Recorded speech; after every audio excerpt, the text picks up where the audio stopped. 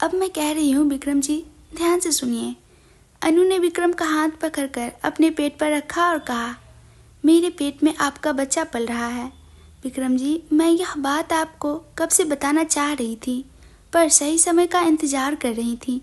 इतना कहकर वह विक्रम से लिपटकर और रोने लगी। अनु की बात सुनकर विक्रम की आंखों में भी आंसू आ गए। उसने भी अनु को जोर से गले लगा लिया। उसकी आंखों से खुद ब खुद आंसू बहने लगे। जिस बच्चे को वो अपने गर्भ में लिए घूम रही थी, वो उसका अपना खून है, लेकिन अब तक यह बात उसे नहीं बता पाई थी। वह किस तकलीफ से गुजरी होंगी, यह सोचकर अब विक्रम को एहसास हो रहा था।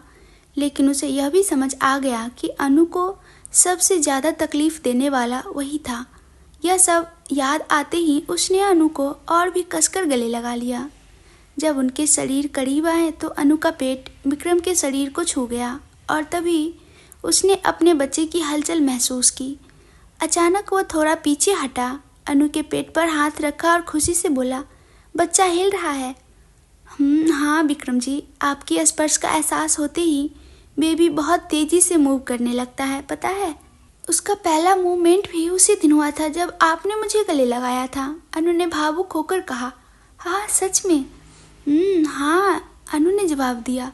ओह मेरे बेबी, तुमने डैडी को टच फील किया ना, इसलिए जैसे ही डैडी ने टच किया तुम मूव करने लगे, विक्रम ने प्यार से कहा और अनु के पेट पर हाथ रखते हुए अपने बच्चे से बात करने लगा। अनु के लिए यह खुशी सपने से भी बढ़कर थी। उसने कभी नहीं सोचा था कि ऐसा पल हकीकत में आएगा, लेकिन जब यह पल सच में हो रहा था तो वह अपनी खुशी संभाल नहीं पा रही थी। विक्रम ने उसे अपने बाहों में भर लिया और बेबी मूवमेंट महसूस करते हुए उसका पेट सहलाने लगा। अनु ने उनके सिर पर हाथ रखा और प्यार से बालों में उंगलियां फिराते हुए कहा, विक्रम जी, अनु, मैंने कभी नहीं सोचा था कि आप इस तरह मेरे साथ रहेंगे। यह सब एक सपना लगता है, लेकिन जब यह सच में हो रहा है तो मुझे यकीन नहीं हो रहा। मैं हमेशा आपके साथ ऐसे ही खूबसूरत पल बिताना चाहती थी, लेकिन मुझे लगता था कि ये कभी पूरे नहीं होंगे। लेकिन अब जब यह सच हो रहे हैं तो मेरी खुशी का कोई ठिकाना नहीं है, अनु ने आंसुओं के साथ कहा। विक्रम ने उसके आंसू पोंछते हुए मुस्कुराकर कहा, अब तो सारी तकलीफ़ें ख़त्म हो गई ना। अब से तुम रोना नहीं, क्योंकि अगर तुम रोई तो हमारा बेबी भी कमज़ोर हो जाएगा। सुबह डॉक्टर ने क्या कहा था, अगर तुम कमज़ोर होगी तो बेबी भी ऑटोमेटिकली कमज़ोर हो जाएगा, इसलिए तुम्हें स्ट्रांग रहना होगा। विक्रम ने प्यार से समझाया। तुम स्ट्रांग रहोगी तो बेबी भी स्ट्रांग रहेगा, विक्रम ने फिर से समझाया। मैंने कितनी बार कहा है ना। अचानक उसे कुछ याद आया और मुस्कुराते हुए बोला, अच्छा सुनो, तुम हमेशा वही बोलती हो ना, लेकिन जो आने वाला है वो कोई और नहीं, हमारा बच्ची ही होगा। अच्छा, लेकिन मुझे तो बेटा चाहिए विक्रम जी। जब से मेरी प्रेगनेंसी का पता चला है मैं हमेशा अपने बच्चे को बाबू कहकर बुलाती हूँ, अनु ने मासूमियत से कहा। विक्रम ने अचानक सीरियस होते हुए कहा, लेकिन लड़की ही होगी, अगर लड़का हुआ तो? मैंने कहा था ना कि मुझे बेटी चाहिए, अगर बेटा हुआ तो सोच लो, तुम्हें मेरी मार से बचने का कोई चांस नहीं है, अनु ने हंसते हुए कहा। अरे लेकिन ये मेरे हाथ में कहाँ है विक्रम जी, चाहे बेटा हो या बेटी, आखिरकार हमारा ही बच्चा होगा ना। हाँ, लेकिन पहली बार तो मुझे बेटी ही चाहिए, इसके बाद हम बेटे के बारे में सोच सकते हैं, पर पहली बार हमारी नन्ही परी आनी चाहिए, विक्रम ने प्यार से अनु के पेट पर हाथ फेरते हुए कहा। है ना बेबी, तुम तो गर्ल हो ना, इसलिए डैडी को इतना पसंद करती हो, विक्रम ने हंसते हुए बोल रहा था। लेकिन अनु के मन में अब असली डर घर करने लगा। अगर बेटा हुआ तो विक्रम जी का रिएक्शन क्या होगा, ये मुझे छोड़ तो नहीं देंगे, क्या पता ये मुझसे नाराज़ हो जाए। उसके मन में हजारों सवाल उठने लगे। उसे डर लगने लगा कि अगर उसकी उम्मीदों के विपरीत बेटा हुआ तो विक्रम कैसे रिएक्ट करेगा। अनु मन ही मन सोचने लगी। विक्रम अनु को अपनी बाहों में लेकर बोला, कल हम अपने घर चलते हैं। अनु ने हल्की मुस्कान के साथ कहा, हाँ चलते हैं विक्रम जी। काफ़ी देर से अनु एक ही पोजीशन में बैठी थी और ऊपर से विक्रम की बाहों में थी। अचानक उसे हल्का दर्द महसूस हुआ तो वह बोली, विक्रम जी जरा उठिए ना, मेरी कमर में दर्द हो रहा है। विक्रम तुरंत घबराया और बोला, अरे सॉरी, क्या मैं तुम्हें लेटने में मदद करूं? अनु ने सर हिलाया और कहा, पहले वॉशरूम होकर आती हूँ। वह धीरे से अपना पेट पकड़ते हुए उठी और छोटे छोटे कदम लेते हुए वॉशरूम चली गई। लौटकर आई तो थोड़ा पानी पिया और फिर बिस्तर पर लेट गई। विक्रम उसके पास लेटते हुए बोला, क्या हुआ, ज़्यादा परेशानी हो रही है? अनु ने हल्की सांस लेते हुए कहा, महीने बढ़ रहे हैं ना, तो थोड़ा थकान महसूस होती है विक्रम जी। अगर अच्छा खाना खाओ, सही समय पर दवाई लो और आराम करो तो ऐसी परेशानी नहीं होगी ना। अनु ने विक्रम का हाथ थामते हुए मुस्कुराकर कहा, अब से मैं ऐसा ही करूँगी। अब तो आप मेरे साथ हैं ना, तो मुझे कोई तकलीफ नहीं होगी। विक्रम ने उनकी आंखों में देखते हुए पूछा, अगर मुझे सच्चाई कभी पता नहीं चलती तो तुम क्या करती? अनु ने हल्की मुस्कान के साथ कहा, चाहे आप मेरे साथ रहे या ना रहे, लेकिन यह जो तोहफा आपने दिया है यह हमेशा मेरे पास रहेगा। आप इस दुनिया में सबसे अनमोल हैं और मैं आपको अपनी पूरी ज़िंदगी याद रखती। विक्रम ने गहरी सांस लेते हुए कहा, लेकिन तुम मुझे कभी सच्चाई नहीं बताती ना। मुझे छोड़ने के लिए तैयार हो जाती, लेकिन सच बताने के लिए नहीं। अनु ने दर्द भरी आवाज़ में कहा, उस वक्त मुझे और कुछ नहीं सूझा, सिर्फ मेरा बच्चा चाहिए था बस। अगर मुझे बच्चा चाहिए होता तो मुझे आपको छोड़ना पड़ता, और अगर मैं आपको चुनती तो मुझे अपने बच्चे को छोड़ना पड़ता, लेकिन मैं अपने बच्चे को ही चाहती थी। विक्रम ने हल्का मुस्कुराते हुए कहा, मतलब मुझसे ज़्यादा तुम्हें बच्चा प्यारा है? अनु ने उसका हाथ थामकर कहा, यह तोहफा आपने ही दिया है ना विक्रम जी। अगर मैं आपको चाहती तो मुझे अपने बच्चे को खोना पड़ता, लेकिन मैं अपने बच्चे को चाहती तो आपको दूर से देखकर जीना पड़ता, इसलिए मैंने ऐसा सोचा। निशा ने मुझे इतना मेंटल टॉर्चर किया था कि और कुछ समझ नहीं आया। विक्रम ने उसके बालों पर प्यार से हाथ फेरते हुए कहा, अब वो सब बीत चुका है, अब उसके बारे में मत सोचो, बहुत रात हो गई है, सो जाओ। अनु ने मुस्कुराते हुए विक्रम के सीने पर सर रखा और उसके हल्के स्पर्श के साथ गहरी नींद में सो गई। महीनों बाद उसे इतनी सुकून भरी नींद आई थी, बिना किसी चिंता के। उस पूरी रात विक्रम अनु को बिना पल के झपकाए देखता रहा। उसने बिल्कुल भी नींद नहीं ली और बस उसे निहारता रहा। वह उन सभी तकलीफ़ों को याद कर रहा था जो अनु ने झेली थी, उन शब्दों को जो उसने कहे थे, और वे सारी मुश्किलें जिनसे वे दोनों गुजरे थे। सुबह के 6 बजे तक भी वह अनु को देखते हुए ही समय बिता रहा था। फिर धीरे से उठकर वॉशरूम गया, फ्रेश होकर हॉल में आया। तभी जय भी हॉल में आ गया। जय ने विक्रम को गंभीरता से देखा और किचन में जाकर दोनों के लिए कॉफ़ी बनाई। उसने एक कप कॉफ़ी विक्रम को दिया और दूसरा कप लेकर सोफे पर बैठ गया। विक्रम ने कॉफ़ी की चुस्की लेते हुए पूछा, क्या रे, तूने मेरी बहन से कुछ कहा था क्या? वह रोते हुए घर आई थी। क्या घर में इतनी बुरी स्थिति थी? जय ने बिना हिचकिचाए जवाब दिया, तेरी बहन को सिर्फ एक बात कह दी और उसे इतना दुख हो गया। अगर तेरे लिए यह अहंकार की बात है तो तू सोच, तूने मेरी बहन को जो तकलीफ दी है उसके लिए मैं तुझे क्या करूं? विक्रम हंसते हुए बोला, बड़ा ताकतवर बन रहा है, इसलिए जवाब पे जवाब दे रहा है। तेरा हिसाब बाद में देखूंगा, पहले बता वह वैसांग कहाँ है? जय ने ठंडी आवाज़ में कहा, तूने जो मारा था ना, उस चोट के कारण वह बिस्तर से उठ नहीं पा रहा। मैंने पुलिस से भी शिकायत कर दी है। जैसे ही वह ठीक होगा उसे गिरफ्तार करके सीधा जेल भेज देंगे। विक्रम ने गहरी सांस ली और कहा, फिर निशा और वैसांग बैठकर कोई नया प्लान बनाएंगे, है ना? लेकिन पहले उन्हें बाहर तो आना होगा। अगर वे इस बार मेरे सामने आए तो मैं सिर्फ उन्हें मारूंगा नहीं बल्कि ऊपर ही भेज दूंगा। दोनों ने अपनी कॉफ़ी खत्म की। तभी महेश्वरी और कल्याण भी फ्रेश होकर हॉल में आ गए और उनके पास आकर बैठ गए। कल्याण ने विक्रम के कंधे पर हाथ रखते हुए मुस्कुराकर कहा, क्या बात है दामाद जी, मेरी बेटी को देखे बिना रह नहीं पाए? विक्रम ने हल्की मुस्कान के साथ कहा, नहीं अम्मा, मैं इसलिए नहीं आया कि मैं अनु के बिना रह नहीं सकता, बल्कि आपकी बेटी ही मेरे बिना रह नहीं पा रही थी, इसलिए मैं आ गया। महेश्वरी ने हल्की हंसी के साथ कहा, हाँ, ऐसे ही बहाने बनाकर खुद को कवर करना पड़ता है। सही कहा। फिर वह किचन में चली गई। कल्याण जी और अपने लिए कॉफ़ी लेकर आए। इस बीच जय ने कहा, हम दोनों ने पहले ही कॉफ़ी पी ली है। विक्रम ने महेश्वरी जी की तरफ देखा और कहा, अम्मा, मैं अनु को अपने साथ घर ले जाना चाहता हूँ। महेश्वरी ने हल्की नाराज़गी से कहा, अभी कुछ दिन पहले तो तुमने इतने बड़े बड़े डायलॉग मारे थे, अब अचानक क्या हो गया? फिर से मेरी बेटी के पीछे क्यों पड़े हो? विक्रम ने मासूम सा चेहरा बनाते हुए कहा, अरे अम्मा, गुस्से में इंसान बहुत कुछ बोल जाता है, लेकिन आप क्या उन बातों को दिल से लगा लो कि पहले ही हम इतने महीनों तक दूर रहे हैं, शादी हुए अभी हफ्ते भी नहीं हुए और आप फिर से हमें अलग कर रही हैं। ऐसा मत करो ना। महेश्वरी हल्का मुस्कुराई और बोली, ऐसे क्यूट फेस बनाकर मत देखो बेटा, मैं पिघलने वाली नहीं हूँ। डिलीवरी तक मेरी बेटी यहीं रहेगी, मैं उसे अभी नहीं भेजूंगी। विक्रम ने नाराज़गी से कहा, अगर उसे अभी नहीं भेजना था तो शादी के बाद भी यहीं रख लेते, क्यों भेजा था मेरे घर? महेश्वरी ने गंभीरता से कहा, क्या मेरी बेटी हमें कोई बोझ लगती है?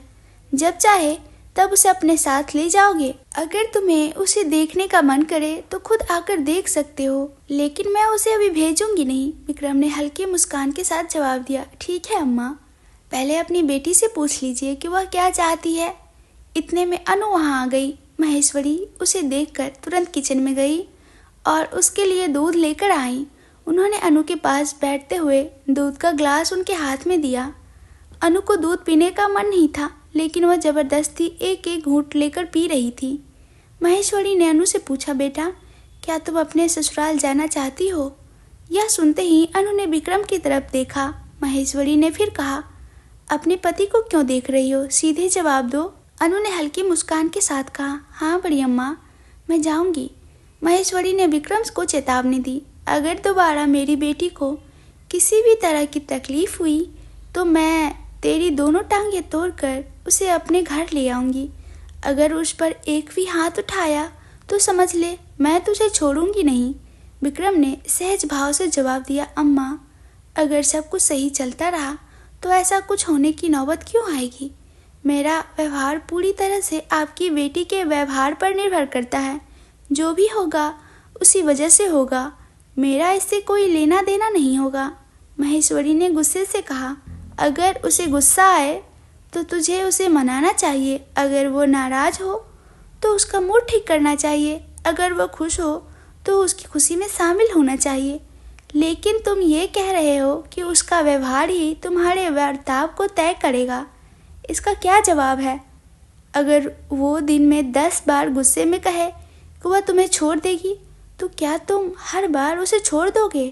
क्या उसकी हालत सुमलता रानी जैसी हो गई है, जिसे तुम कभी स्वीकार करते हो कभी नहीं? तुम जानते हो उसने अपनी भावनाओं को कितनी तकलीफ में दबाया है।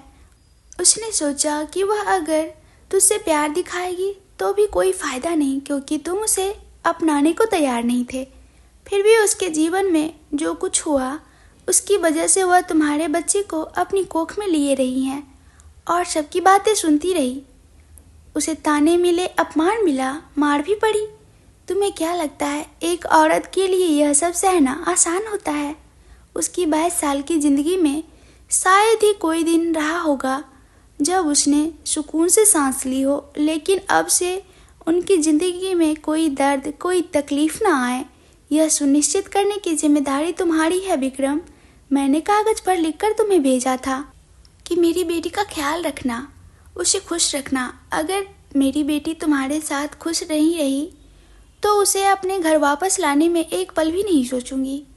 अनु को गुस्सा आए, खुशी मिले, दुख हो या तकलीफ, हर परिस्थिति में तुम्हें उसके साथ रहना चाहिए।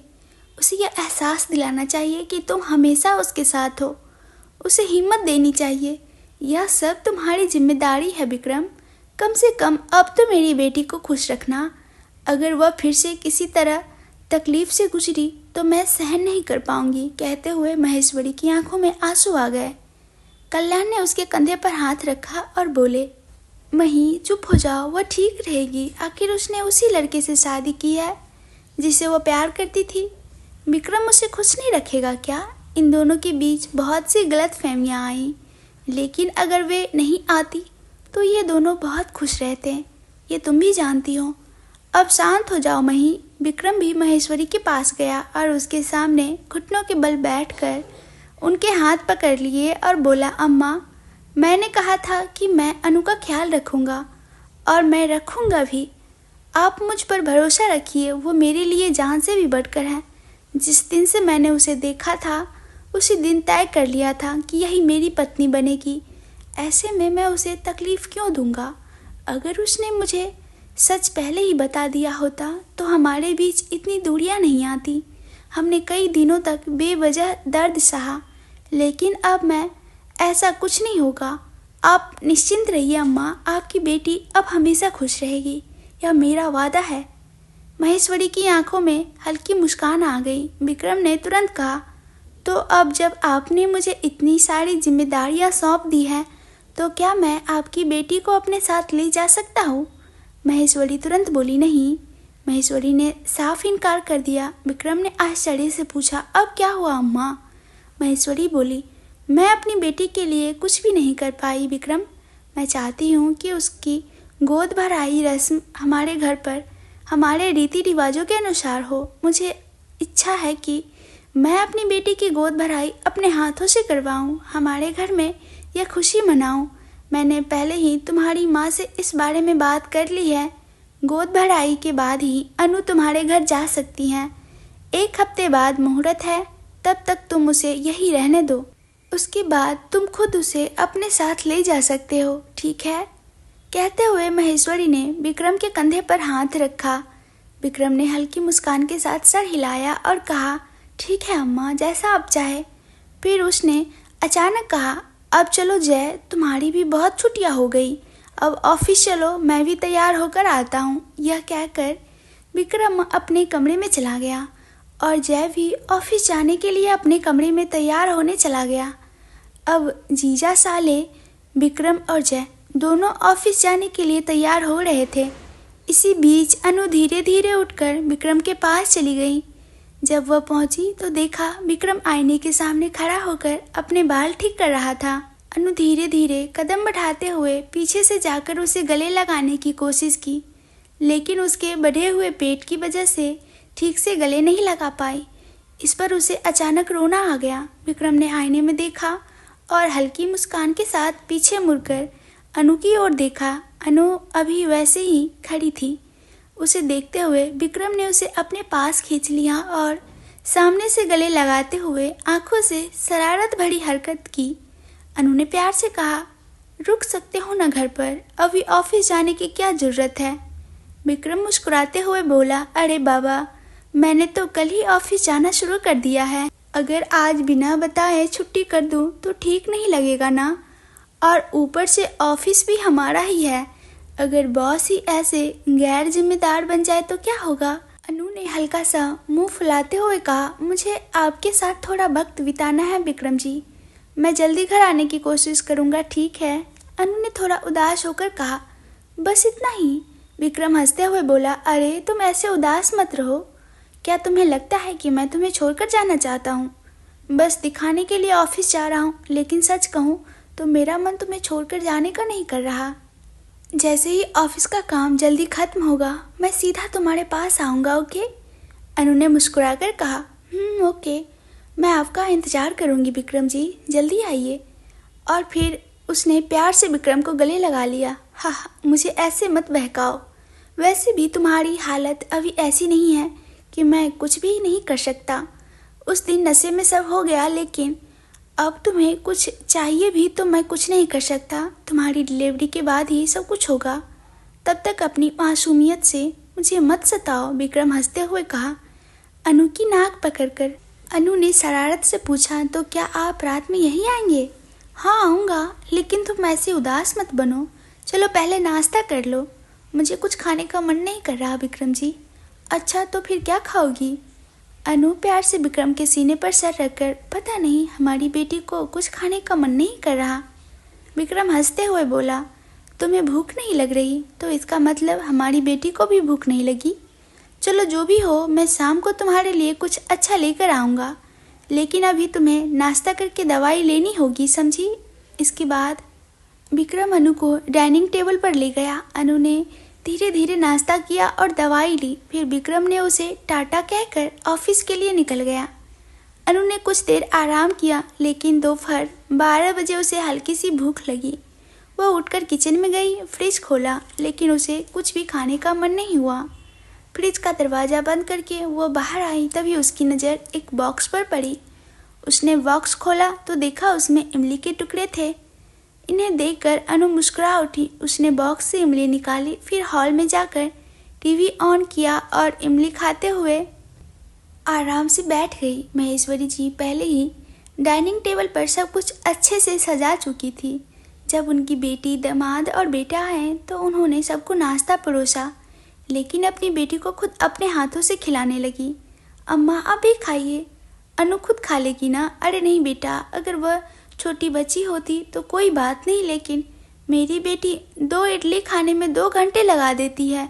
बोलती है कि भूख नहीं लग रही, लेकिन अब उसके अंदर एक और ज़िंदगी पल रही है। कम से कम उसके लिए तो इसे ठीक से खाना चाहिए, लेकिन इसे जो भी खाने के लिए कहो बस ऐसे ही अजीब सा मुंह बना लेती हैं। लेकिन मैं इसे डांट कर खिला रही हूँ, वरना हवा के झोंके से उड़ जाएगी। तो इसे जल्दी से अपने घर ले जाने को कह रहा है ना, लेकिन ले जाने के बाद हर दिन ऐसे ही प्यार से इसे खिलाना पड़ेगा। मैं देखूंगी कि तू मेरी बेटी का कितना ख्याल रखता है, महेश्वरी जी ने विक्रम से कहा। इस पर अनु ने विक्रम की तरफ देखा और कहा, माँ मैं ठीक से खा रही हूँ, लेकिन आप ही ज़बरदस्ती ज़्यादा खिला रही है। हाँ हाँ बिल्कुल, तुम बस 2 इडली तोड़ती रहोगी, लेकिन सही से खाओगी नहीं। अब तुम्हें खुद के लिए नहीं, अपने पेट में पल रहे बच्चे के लिए खाना है। अब मेरी बात समझ नहीं आएगी, लेकिन डिलीवरी के समय पता चलेगा। अगर अभी से ठीक से खाओगी तो तुम्हारी डिलीवरी भी आसानी से होगी, वरना बहुत कॉम्प्लिकेशन आ सकती है। कहते हुए महेश्वरी जी ने अनु को ज़बरदस्ती 4 इडली खिला दी। इसके बाद एक लंबा ग्लास भरकर जूस लाई और अनु के सामने रखते हुए आंखों से इशारा करके बोली, पी लो। अनु ने तुरंत दुख भरी शक्ल बनाते हुए कहा, अभी अभी तो आपने पेट भरकर नाश्ता करा दिया है, अब फिर से इतना सारा जूस मुझे पिया नहीं जाएगा। यह सुनते ही जय ने अपनी बहन को अपने पास खींच लिया और बोला, अरे माँ जरा सांस तो ले लेने दो, अभी अभी पेट भरकर खिलाया है और फिर से इतना जूस 1 घंटे बाद पिलाना, अभी पीने से इसे हजम नहीं होगा। इतना कहकर जय अनु को वहाँ से ले गया। महेश्वरी जी ने बेटे और बेटी को घूरते हुए धमकाया, अगर 1 घंटे बाद भी जूस नहीं पिया तो उसकी सज़ा भी तुम्हें मिलेगी। फिर वो कल्याण जी के लिए नाश्ता तैयार करने के लिए गई। इधर विक्रम भी नाश्ता खत्म करके अनु के पास आकर बैठ गया। सुनो, माँ जो कह रही है उसे ध्यान से मानना, ठीक समय पर दवाई भी ले लेना, ओके? मैं शाम को जल्दी आने की कोशिश करूँगा। ठीक है, अनु ने धीरे से जवाब दिया। इसके बाद विक्रम ने जय, कल्याण जी और महेश्वरी जी से विदा ली और ऑफिस के लिए निकल गया। जब वो जा रहा था, अनु भी दरवाजे तक उसे छोड़ने आई। जैसे ही जय ड्राइविंग सीट पर बैठा, विक्रम ने अनु के माथे पर एक प्यार भरा किस किया और मुस्कुराते हुए बोला, मेरी बेबी। फिर वह कार में बैठ गया। अनु ने उसे जाते हुए देखा और बड़बड़ाने लगी, हाय रे, अब मेरी बेबी कह रहे हैं। लगता है जब से शादी हुई है तब से मुझे गालियाँ दी थी, वो सब भूल गए हैं। अब इन्हें बस इनकी बेबी ही याद है। गुस्से में बड़बड़ाते हुए अनु अंदर चली गई। इस बीच जब मंजुला जी को पता चला कि विक्रम वहाँ गया है, तो उन्होंने तुरंत अपने बेटे को फ़ोन लगाया और सुबह सुबह ही अपनी क्लास शुरू कर दी। अरे, जब मैंने कहा कि अपनी पत्नी को हमारे घर लेकर आओ, तो तुमने कहा कि अगर उसे अपने पति से प्यार होगा तो वो खुद आ जाएगी, लेकिन देखो जरा, खुद तो सीधा उसके ही पास जाकर बैठ गए हो। आज घर पर आ रहे हो या नहीं? मंजुला जी ने विक्रम को धमकाया। विक्रम ने माँ की सारी बातें शांति से सुनी और बिना किसी शर्म के, लेकिन थोड़ा मुस्कुराते हुए बोला, नहीं मम्मी, मैं आज घर नहीं आऊँगा। रात में अनु के पास ही रुकने का सोच रहा हूँ। धत बेशरम कहीं कि हमारे सामने तो बड़े संस्कारी बने फिरते थे, और अब शादी होते ही अपनी बीवी के इर्द गिर्द घूम रहे हो। रुको, जब घर आओगे तब देखती हूँ कितने दिन तुम अपने ससुराल में टिकते हो। गुस्से में फ़ोन काटते हुए मंजुला जी बोली, अब मैं भी अपनी बहू के पास जा रही हूँ। महेंद्र जी ऑफिस के लिए निकल गए तो मंजुला जी श्रेया को लेकर अनु के घर के लिए रवाना हो गई। जब वे वहां पहुंची तो देखा कि महेश्वरी जी अनु को खाना खिला रही थी। अनु बार बार मना कर रही थी, फिर भी महेश्वरी जी जिद करके घी डालकर उसे जबरदस्ती खिला रही थी। तभी मंजुला जी और श्रेया को अंदर आते देख महेश्वरी जी मुस्कुराते हुए बोली, आइए आइए, और उन्हें डाइनिंग टेबल के पास बिठाते हुए बोली, आपके लिए खाना परोसती हूँ। नहीं, हम घर पर ही खाकर आए हैं, लेकिन मैंने इमली चावल और गुड़ चावल बनाकर लाई हूँ। प्रेगनेंसी में खट्टा खाने का मन करता है, इसलिए ये लेकर आई हूँ। इतना कहते हुए उन्होंने जो डब्बा लाया था उसे अनु के सामने रख दिया और उसकी प्लेट में इमली चावल और गुड़ चावल परोस दिया। हमारे परिवार में और हमारे रिश्तेदार में अगर कोई महिला प्रेग्नेंट होती है तो सबसे पहले हम इमली चावल और गुड़ चावल बनाकर उनके लिए लाते हैं। अनु ने हल्की मुस्कान के साथ कहा, अम्मा, अभी अभी मैंने बहुत सारी खाना खा लिया है, ये बाद में खा लूँगी। लेकिन इससे पहले कि अनु कुछ और कहती, महेश्वरी जी तुरंत बोली, क्या अनु, तुम्हारा चेहरा देखो, क्या तुमने सच में खा लिया? देखो तुम्हारी अम्मा कितने प्यार से तुम्हारे लिए ये सब बना कर लाई है, थोड़ा तो खाना ही पड़ेगा। फिर उन्होंने प्यार से अनु को खिलाना शुरू कर दिया। सिर्फ महेश्वरी जी ही नहीं, मंजुला जी ने भी खुद अपने हाथों से अनु को खिलाया। उन दोनों के इस प्यार को देखते हुए अनु की आंखों में आंसू आ गए, लेकिन वह किसी तरह खुद को संभालते हुए मुस्कुराती रही ताकि किसी को उसकी भावनाएं समझ में ना आए। महेश्वरी जी ने जो भी खाना बनाया था वह पूरा खाने के बाद अनु ने कहा, थोड़ा आराम कर लूँगी बड़ी माँ। महेश्वरी जी मुस्कुराते हुए कहा, ठीक है, श्रेया अपनी भाभी को कमरे तक ले जाओ। श्रेया अनु को कमरे तक ले गई। क्या हुआ, इतनी चुप क्यों हो? श्रेया ने अनु से पूछा। अनु ने गहरी सांस लेते हुए कहा, कुछ नहीं श्रेया, बस बड़ी माँ ने बहुत ज़्यादा खाना खिला दिया, इसलिए थोड़ा भारीपन लग रहा है। ठीक है, कुछ देर आराम करोगी? श्रेया ने पूछा। अनु ने सर हिलाकर कहा, हाँ। कहा, ठीक है, आराम करो। श्रेया ने कमरे की लाइट बंद कर दी और बाहर चली गई। बाहर महेश्वरी और मंजुला जी गोद भराई की तैयारियों पर चर्चा कर रही थी। उधर श्रेया धीरे से जय के कमरे में गई और उसे फ़ोन किया। जय ऑफिस के काम में बिजी था, तभी श्रेया ने उसे कॉल किया। जय ने फ़ोन उठाते हुए कहा, बता, क्या कर रही है? वीडियो कॉल कर रही हूँ, कहते हुए श्रेया ने वीडियो कॉल कर दिया। जय ने कॉल रिसीव किया और स्क्रीन पर नज़र डालते ही पूछा, तू मेरे कमरे में क्या कर रही है? काम करते हुए ही उसने सवाल किया। श्रेया हंसते हुए बोली, मैं तो कभी न कभी यहाँ आने वाली थी, तो सोचा पहले ही आ जाऊँ। जय ने मुस्कुराकर जवाब दिया, तो फिर अब हमेशा मेरे रूम में ही रहना, वैसे भी हम शादी करने वाले हैं। अरे बेशरम कहीं के, श्रेया ने चिल्लाते हुए कहा। जय हंसते हुए बोला, क्या?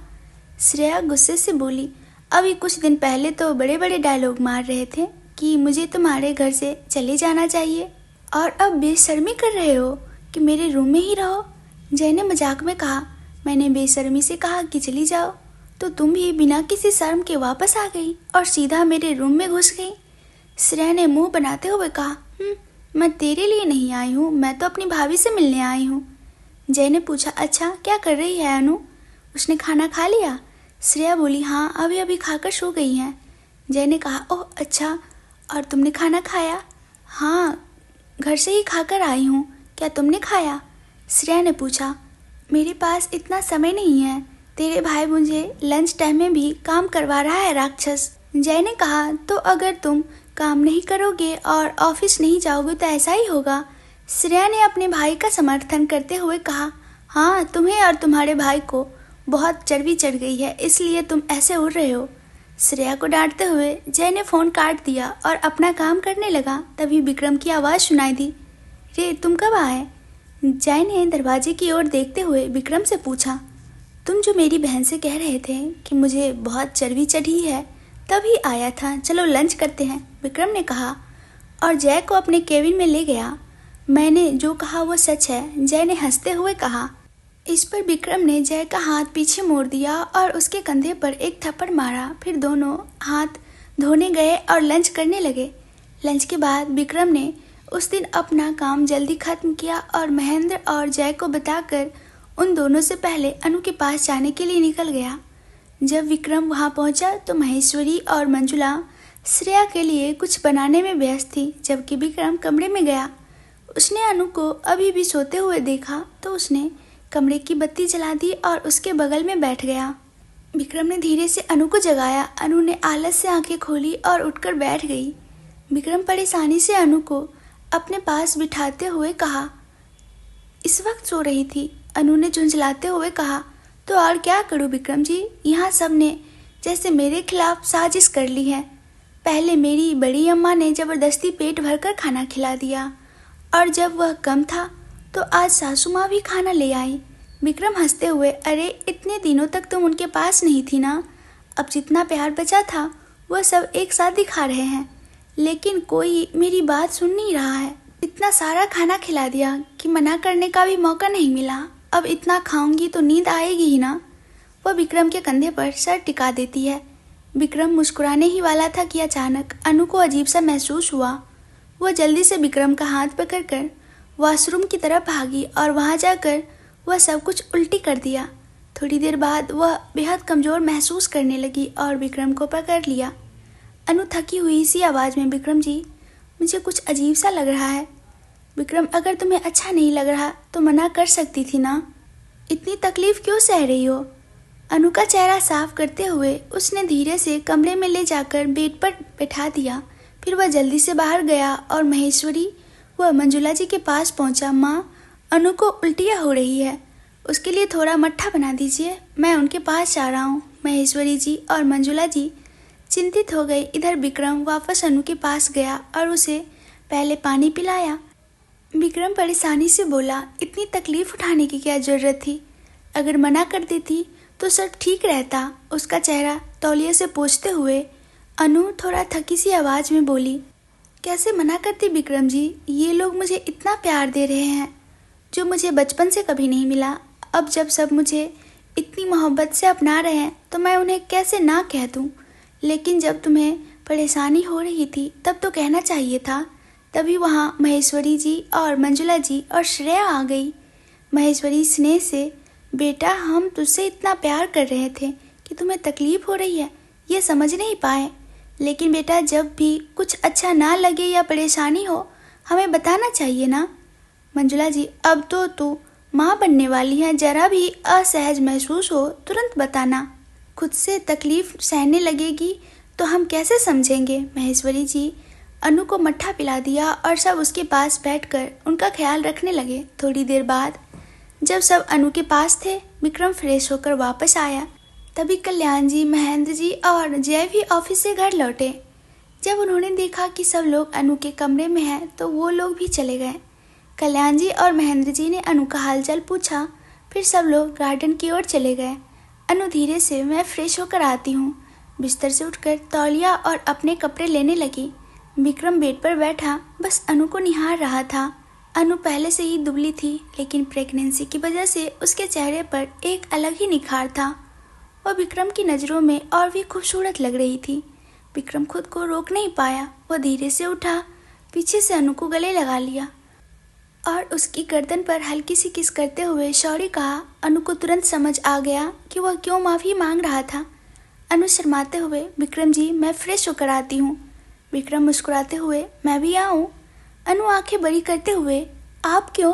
विक्रम हंसते हुए, क्या पता तुम्हें किसी चीज़ की ज़रूरत हो, मुझे आपकी कोई मदद नहीं चाहिए, प्लीज़ मुझे जाने दीजिए। अरे सच में बस मदद ही करूँगा, मुझ पर भरोसा करो। अगर मुझे सच में ज़रूरत होगी तो आप मदद कर सकते हैं, लेकिन अभी नहीं, प्लीज़ मुझे जाने दीजिए। अच्छा, मैं मदद करने की बात कर रहा हूँ और तुम ज़्यादा ही नखरे दिखा रही हो, है ना, विक्रम ने कहा और अनु को अपनी ओर घुमाकर दीवार से सटा दिया। मैंने कहा ना कि मुझे आपकी मदद नहीं चाहिए, अनु बोली। विक्रम की आंखों में सीधा देखने की हिम्मत नहीं कर सकी। उसकी सौम्य आंखें को देखते हुए विक्रम ने अपने दिल को काबू में रखते हुए उसके कमर के चारों ओर हाथ रखा। अनु की हल्की सी झुकी हुई आंखें एक पल के लिए ऊपर उठकर विक्रम की ओर देखती हैं। उसकी नज़र से विक्रम पूरी तरह क्लीन बोल्ड हो गया। पहले ही तुम्हारे प्यार में पड़ चुका हूँ, इतनी मुश्किलों से यहाँ तक पहुँचा हूँ और अब तुम फिर से मुझे गिराने की कोशिश कर रही हो, विक्रम ने रोमांटिक अंदाज में धीमी आवाज़ में कहा।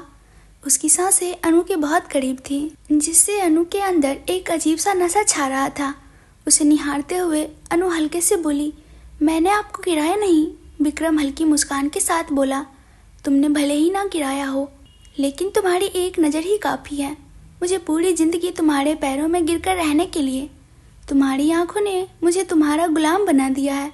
वह धीरे से अपनी उंगलियां उसके गालों पर फिराते हुए अपने अंगूठे से उसके गाल को सहलाते हुए बोला, आखिर क्या छुपा रखा है तुमने इन आंखों में? अनु। विक्रम के होठ अनु के होठ के बेहद करीब आ चुके थे।